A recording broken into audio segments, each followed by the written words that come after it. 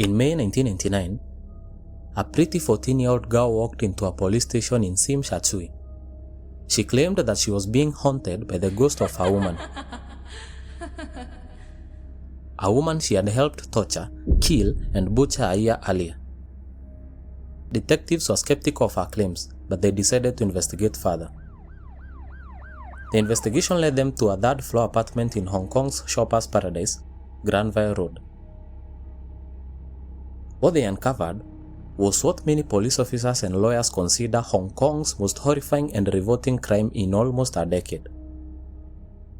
This is a story that reveals how Hong Kong most people would not recognize: a gangster world of money, sex and drugs, a brutal city without any moral order. Join us today as we dive into the chilling details of this true crime story and explore the underbelly of Hong Kong's criminal underworld. This is the true crime story of the Hello Kitty murder. Now, before going any further, I'm sure you're wondering, what do you mean by Hello Kitty? Are they not cute cat characters with no mouths? They could not harm anyone even if they wanted to. Well, not exactly. Watch along and it will make more sense. Welcome to the vibrant city of Hong Kong, a kaleidoscope of colors, culture and energy. Nestled in the heart of Asia, Hong Kong is a bustling metropolis that never sleeps, with a skyline that dazzles with neon lights and towering skyscrapers. As you walk through the streets of Hong Kong, you will be immersed in a sensory experience unlike any other. The scent of street food fills the air, tempting you to try everything from steaming dumplings to sizzling hot pots. The sounds of vendors calling out mixes with the hum of traffic and the chatter of local and tourists alike. It's not just the sights, sounds and smells that make Hong Kong captivating. The city's rich history and unique blend of cultures can be seen in its architecture. From the traditional Chinese temples to the modern glass and steel structures that dot the skyline.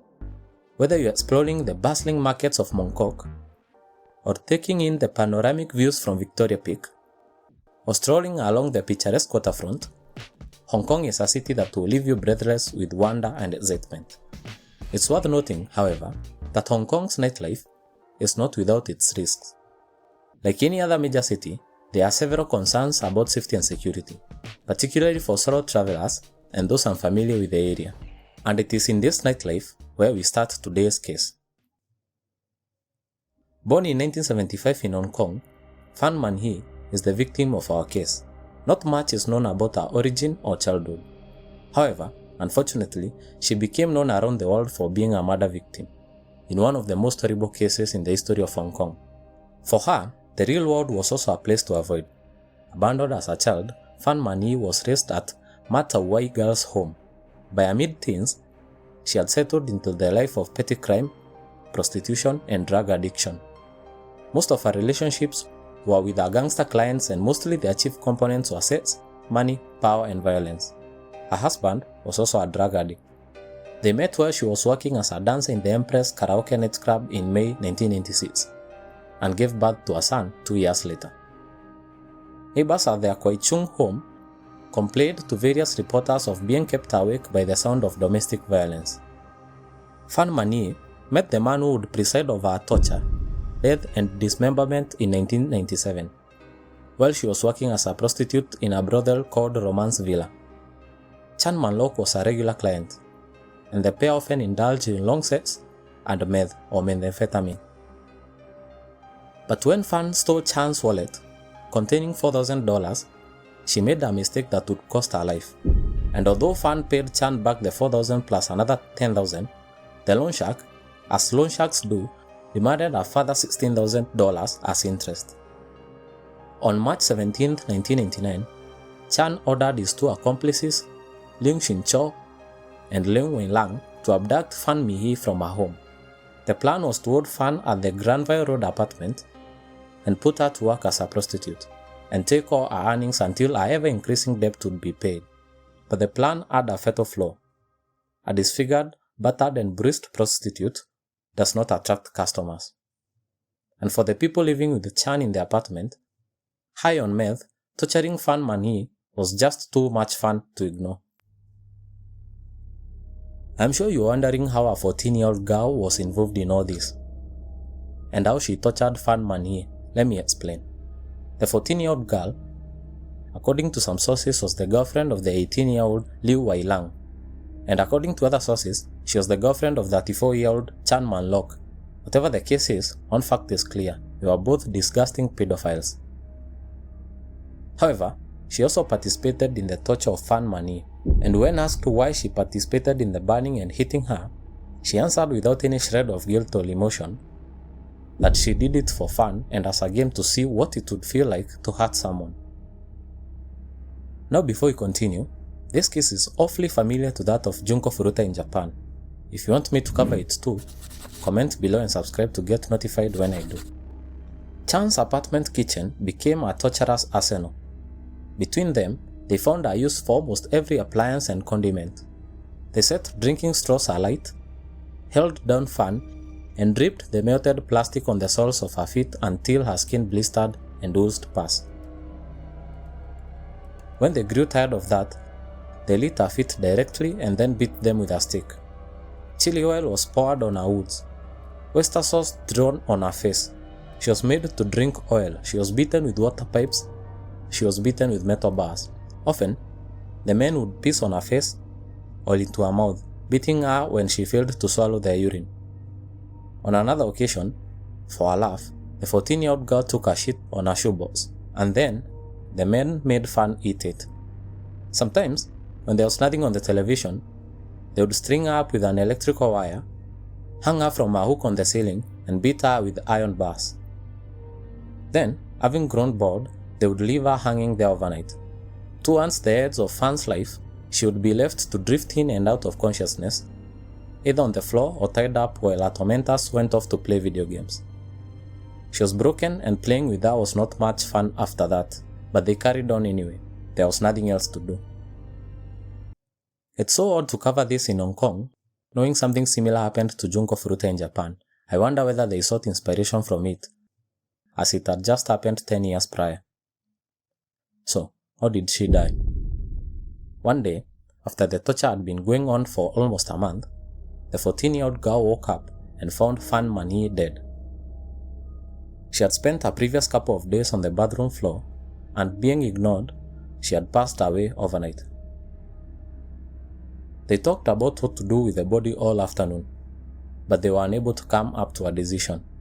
In the evening, they went out to play more video games in a nearby arcade, and then they came back and fell asleep. The corpse stayed where it was. The next day, Chan, fueled by meth, gathered his men. In a gruesome 10-hour operation that followed, Fan Man-yi's corpse was lifted into a bathtub and cut up. Chan himself cut off the head with a wood saw, while his henchmen stripped and bagged the flesh, storing it in a refrigerator. The 14-year-old girl recalled being woken up to find her boyfriend handing her a plastic bag containing Fan Man-yi's butchered intestines. She was asked to go and cover them with hot water to stop the smell. A little while, Leung Shin-cho was cooking the head. He called the girl over to come and take a look. Fan Man-yi's head was still boiling in one pot, while they cooked noodles on the other pot. The same spoon was used to stir both pots. Once the head was boiled down to a skull, Fei-tsai took the initiative of hiding it inside the giant Hello Kitty mermaid doll. I know as you listened to that, it screamed Jeffrey Dahmer. Well, if you think these people are rotting in jail, you are wrong. In exchange for protection, which she also likely received in part due to the fact that she was so young, the 14-year-old girl testified against Chan Man-lok and his two henchmen, in an attempt to also rid herself of the haunting she claimed to be experiencing. She detailed the torture that the three men put Fan through. Though the story was so disturbing that many felt it could not be possibly true, the evidence uncovered by police was damning and disturbing. The apartment in which Fan had been tortured was full of Hello Kitty memorabilia, from sheets and curtains to towels and silverware. Furthermore, the body parts trophies taken from Fan were found inside, with evidence that all three men had interacted with them. The three men were arrested and then prosecuted in 2000 during a 6-week trial. They were found guilty, but not of murder. They were instead convicted of manslaughter, as well as lesser crimes such as false imprisonment and preventing lawful burial. That's because the jury found that, without more of Fan's remains, her precise cause of death wouldn't be determined. She could have died from a drug overdose or starvation, for all the jurors knew. Chan Man Lao, Leung Shin Cho, and Leung Wai Lung were sentenced to life in prison. However, Leung successfully appealed his conviction and was subsequently sentenced to 18 years after pleading guilty in retrial. He was released from prison in 2011. If you thought the years in prison for his role in the Hello Kitty murder might reform him, think again. In August 2022, more than a decade after his release, Leung was sentenced to 12 months in jail. This time, it was for indecent contact with the 10-year-old daughter of her friend. Leung Wai Lung, now 48, is again behind bars more than 2 decades after the torture and death of Fan Man-hee. Because of her age and her testimony in the Hello Kitty murder trial, the girl was granted immunity. She never faced punishment. That's all for today. If you enjoyed this case, give us a thumbs up and subscribe to the channel for more. Until next time, stay safe.